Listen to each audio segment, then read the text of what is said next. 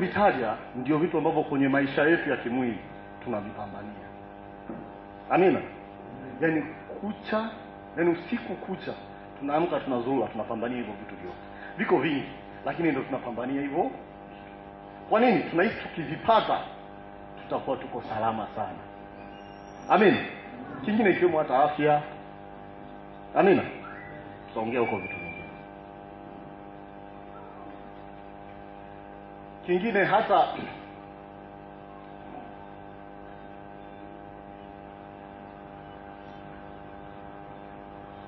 kusema mke. Ndio? Hata kwenye ndoa, mke. Mwanamke yote anahitaji mwanaume ambaye anahisi nitakuwa salama nikiwa chini yake. Akishaona kabisa hapa sitakuwa salama.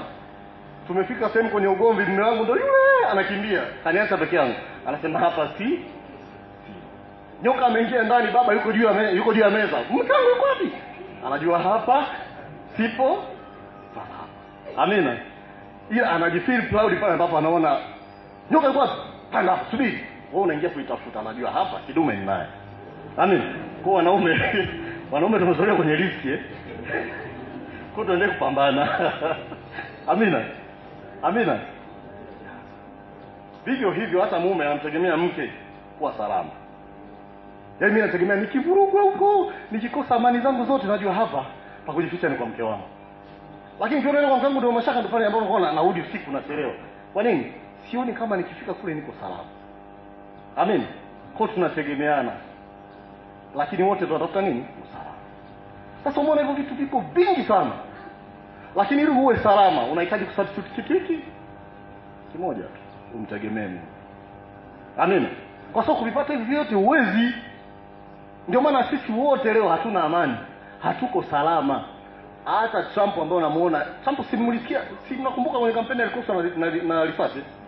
Ni bilionea namba 1, yani ni tajiri mkubwa sana duniani, maana ana fedha, ana ulinzi wa kutosha, lakini alikoswa na nini? Maana hata naye hayuko salama. Amin. Kama yuko salama atembee kwa mguu. Tumeelewana? Kwa nini analindwa na anapangiwa? Yaani kote anakotembea lazima apangiwe. Utapita hapa utaenda hivi na siku fulani. Kwa sababu hayuko. Kwa sisi wanadamu wote hatuko salama. Hatuna maisha kama tumtegemei nani? Tumtegemei. Kwa sababu hatuwezi tukawa na hivi vitu vyote. Amina. Tumeelewana? Tumeelewana wapendwa?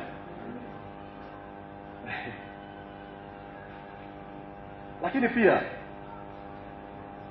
tukumbuke kwamba tunapotafuta usalama, tunaposema kwamba tuko salama, tunapozungumzia maisha yetu, tunazungumzia mazuri na mabaya.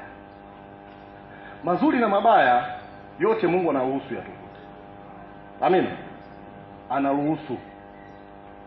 Mungu anatupenda bila condition, ila sisi tunampenda kwa condition.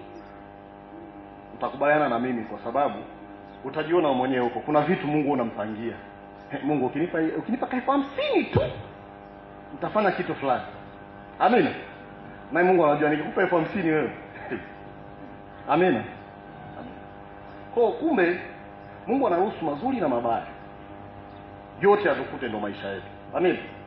Lakini anatupenda bila condition. Ni muhimu sana sisi wanadamu kuwa salama ndani ya mioyo yetu. Kinachofanya tusiwe salama kwa sababu hatuko salama ndani ya mioyo yetu. Ndani ya mioyo yetu kuna condition nyingi sana ambazo sisi tunazo. Tunawawekea majirani zetu, tunamwekea na Mungu pia. Kwa hatuko salama mioyoni, hatuko salama mwilini. Vurugu zote zinaanzia moyoni. Hivi mwajiuliza, nilikuwa naongea na rafiki yangu mmoja ni captain. Akaniambiaje? Akaniambia, "Hivi unajua Afrika hamna vita?" Wala kaka unaweza kacheka, Afrika hamna vita. Akati kila siku watu wanapigana huko, si ndio? Akasema hamna vita. Hata sisi sometimes tunaendaga kama waandishi wa habari. Tukifika pale ukiwauliza mnagombaniana nini, hata wenyewe hawajui. Ila wanabutuana, yani wakikuona tu. Ukiwauliza mnagombaniana nini? Na wenyewe hawafahamu. Amen. Kwa nini? Hawako salama mioyoni mwao. Amina. Kama uko salama mioyoni mwako, ni rahisi sana kununua ugomvi. Tumeelewana? Ni rahisi sana kununua ugomvi. Yaani unachafuka muda wote ule. Mtu akwambia, "Hiyo ndio anazikosa nani?" Wewe mtu mfahamu unaenda kubutua tu. Amina. Ndio maana niambia kuna kazi zingine Mungu tu atu. Mungu atupe kibali. Kwa sababu ashumu kwa unakuwa polisi. Unaambia tu kambutue mtu, yani wamemweka huyu piga vunja. Hajakukera chochote dogo. Kwa nini? Mtu mfahamu unaanza kubutua tu mpaka unavunja. Hauko salama moyoni mwako. Amina. Amina. Ni kazi ambazo huwezi kufanya ukiwa na akili timamu. Ndio maana ukiingia JKT lazima akuvuruge kwanza akili yako. Mwambie akili weka pale, hapa tunatembea na utu. Amina. Amina. Ndio maana mnaitwa kurutu ni mdudu. Maana anakutoa ile akili. Amina. Sasa kuna swali moja mfano. Je, ni kitu gani unakitegemea zaidi kiasi kwamba tukikiondoa hicho hautakuwa salama au hauna maisha? Kwa haraka mkiwa roho utasema Mungu. Lakini Mungu, ukisema Mungu, wakati mwenyewe unajua Mungu ashiki na uwezo kumtoa. Amina. Ila wewe mwenyewe unajua moyoni mwako, kuna kitu kama kinipokoni hapa, sijui kama natoboa. Amina. Kwa nini?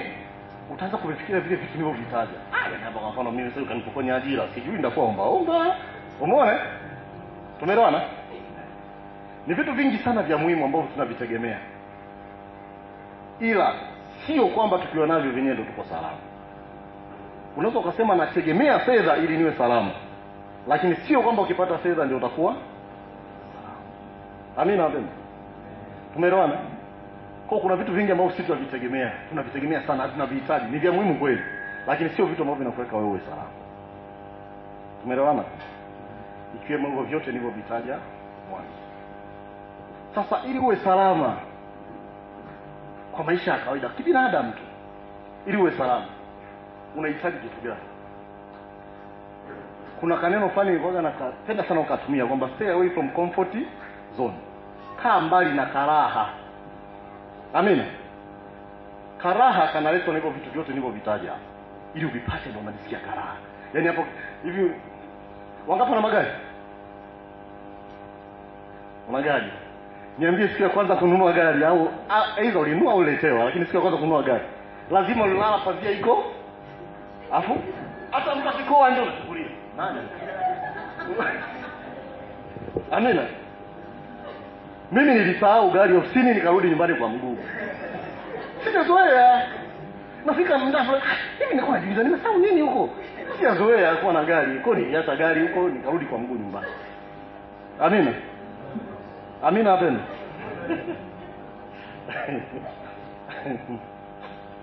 Kwa ni vitu vingi ambavyo tunavihitaji ili kuwa comfort na tujisi tunaishi. Nionyeshe mfano mmoja. Kama sema ndio akasema kwamba stay away from comfort zone. Ikimaanisha nini? Ili uwe salama rohoni mwako, ili uwe salama, ili uwe na maisha. Sasa kwanza tuko ukae mbali na vitu vyote nilivyovitaja hivyo kiroho. Kwa maana gani? Sasa ukajiuliza, nikae mbali na nyumba yangu. Unasema nini? Si ndio? Ukae mbali na hivyo vitu vyote nilivyovitaja. Kwa maana gani? Ukikaa mbali utamuona Mungu. Umaikaa peke yako. Haujaikaa peke yako. Yaani simaanishi peke yako kwamba wengi tunakaa peke yetu lakini hatuko peke yetu. Kwa sababu unaweza kuta umelala lakini una migogoro kibao, yaani huko kuna watu nawafokea kichwani, kuna yaani haujatulia. Kuna watu nawazia hapo yaani mwansasu mimi ananikera. Sasa ni maana hapo siko peke yangu, niko na mwansasu nampokea. Amina. Ila umaikaa peke yako. Yaani kwamba ukajitafakari wewe peke yako bila kuhusisha nyumba yako, gari lako, fedha zako, yaani wewe tu. Unagundua wanadamu wengi huwa wataji peke yake. Juzi nilikuwa namuonesha wife hapa, namuonesha ka clip fulani, mzee anatembea huko anajifokea. Achana na. Anaongea peke yake. Amen. Naambia unaona kila mtu atavurugwa kwa wakati wake. Manake ni yuko peke yake ila anatembea, anaongea anabishana na watu, yaani anaongea anabishana na mawazo yake. Na hii imani nikuta hata mimi wakati namshangaa mtu anapoongea peke yake, kumbe na mimi ndio naongea peke yangu. Yaani namshangaa security. Watu wamechanganikiwa. Kumbe na mimi niko peke yangu. Kuna wengine wanaponiona mimi wanaona mimi naongea. Ndio ndio kwamba tuko salama kiasi. Amina. Ninaposema uwe mbali na vyote, uwe peke yako. Tuoneshe mfano tuone mmoja kwenye Biblia. Yakobo, Musa, Hebu angalia, walitoka wote kwenye raha, wakaenda yaani wakaenda sehemu ambao wako wenyewe, yaani anaenda kujitafuta yeye. Amina. Maana yake nini? Kumbe ili umuone Mungu kuna muda ndiko utoke nje ya maisha yako ya kimwili. Usifikirie gari lako, usifikirie hela yako, usifikirie kitu chochote ulichonacho. Unaweza kujiona wewe binafsi. Pale ambapo unaweza ukauona usalama wako. Lakini unapokuwa, kwa nini hatuko salama? Kwa sababu kila nikijaribu kukaa peke yangu nakumbuka hii watoto sio kabonda hiyo nani gari langu nimelia hapa bana. Umeona? Kwa kumbe siku mwenyewe bado nawaza vitu vingine. Nimekaa na concentrate kwa yangu, message inaingia chingri, itakuwa M-Pesa hii. Siko mwenyewe. Amina. Nimefungamana na vitu. Lakini kukaa peke yako ni kipindi ambacho unajiweka mbali na hizo factors zote nilizozitaja. Amina wapenda. Tunaona kama Yakobo alivyotoka kwao akaenda mbali. Tunaona Musa alivyotoka kwenye ufalme akaenda mbali ambako hajui kwa nani atamkuta nani. Wewe sio kutoka kwenye raha zote hizi, unaenda kwenye shida ambayo hujui mbele wala nyuma. Amina. Leo hii sisi tuliosoma wengi tunaogopa, hata umemaliza chuo akisema sasa ndaenda wapi? Yaani katika kipindi ambacho na mimi jinsi yatima nilivyomaliza chuo. Yaani jinsi yatima, yaani geuka mbele sasa mara kwanza nilikuwa mtu kiniuliza na ni mwanafunzi bwana. Sasa nimeshamaliza. Hivi naenda wapi? Huku. Yaani huelewi, unakuwa kama yatima. Amina. Amina. Ndio namna ambavyo ndiko jitafuta ukiwa peke yako. Weka vitu vyote mbali na wewe, mbali na fikra zako ili umuone. Amina. Lakini kitu pekee ambacho kinaweza kukuweka wewe mbali na hivyo vitu vyote, kinachoweza kukufanya uwe salama, kinachoweza kukupa maisha wewe, ni imani tu. Imani tu ndio inaweza kukuweka uwe salama. Yaani ukiwa kwenye imani tu. Sasa hizo imani ziko za namna mbili. Ndio maana unaona kuna watu ni wanga na mcha Mungu. Zote hizo ni imani. Amen. Angalia wale wanga, akiingia kwenye mambo yake anajichana na kila kitu alichonacho, anaingia kwenye imani yake. Amen. Vivyo hivyo hata sisi ambao tunamwabudu Mungu lazima tuachane na kila kitu ili tutafute nani? Kwa imani. Kama ambavyo tukiangalia ile Waebrania 11:1 ina maana ya hilo neno imani. Amen. Lakini kuna muda sisi tunamwomba Mungu atubadilishe, tunampangia vitu vya kutubadilisha. Tunaomba na condition. Mungu naomba unisaidie nipate kazi. Maana nikipata kazi nitamsaidia mama, nitamsaidia nani, baba, hivi. Lakini hapo unamwomba Mungu akupe pesa wakati kuna roho fulani ambayo unayo ambao Mungu apendezewi nayo.